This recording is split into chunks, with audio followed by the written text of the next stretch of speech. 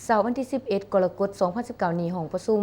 สวนวัฒนธรรมบรรดาเผ่าลัก7แผนกแถลงข่าววัฒนธรรมและท่องเที่ยวแขวงจำปาสักเปิดบ้านดำเนินชีวิตการเมืองเพื่อกักเกี่ยมดำเนินกองประชุมใหญ่คณะพรรคหากฐานติดพันกับการทาบทามบุคลากรเขาใส่โครงประกอบคณะหน่วยภาคขึ้นกับคณะพรรคหากฐานแผนกแถลงข่าววัฒนธรรมและท่องเที่ยวแขวงจำปาสักโดยให้เกียรติเขาร่วมเป็นประธานของสหายบัวทองสุวรรณสารเลขาคณะพรรคหากฐานหัวหน้าแผนกแถลงข่าววัฒนธรรมและท่องเที่ยวแขวงจำปาสักสหายพรไซเกตมาลาห้องคณะจะต่างแขวงมีสหายคณะพรรคเลขาหน่วยพรรคแขกเสือเซินพร้อมด้วยสมาชิกพรรคภายในเขาห่วมในพิธีสหายพรไซเกตมาลาห้องคณะจะต่างแขวงก็ได้ให้เกียรติขึ้นมีคำเห็นและผ่านมาตรฐานเงื่อนไขสำหรับบุคลากรที่จะสังกัดเขาใส่ในโครงประกอบคณะหน่วยพรรคขึ้นกับคณะพรรคหากฐานแผนกแถลงข่าววัฒนธรรมและท่องเที่ยวแขวงจำปาสักสุดใหม่ซึ่งต้องเป็นคนที่มีมาตรฐานเงื่อนไขที่ได้กำหนดไว้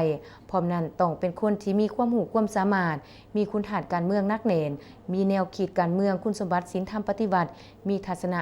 นักแน่นกำไดแนวทางนโยบายของพรรคระเบียบกฎหมายของรัฐมีความรับผิดชอบต่อหน้าเวียกงานเป็นแบบอย่างนำพาให้ทุกกระบวนการ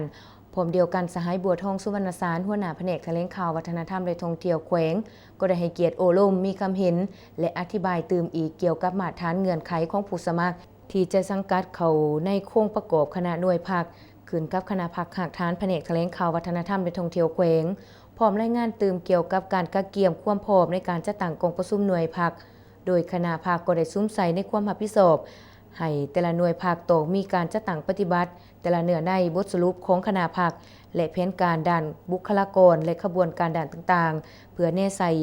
เฮ็ดให้กองประชุมใหญ่คณะพรรคแผนกแถลงข่าววัฒนธรรมและท่องเที่ยวแขวงจำปาสักดำเนินไปด้วยผลสำเร็จอันจบงามจากนั้นบรรดาสหายสมาชิกพรรคก็ได้ปอนบัตรคัดเลือกเอาบุคลากรทั้ง13ท่านเพื่อประกอบใส่โครงประกอบคณะหน่วยพรรคของตน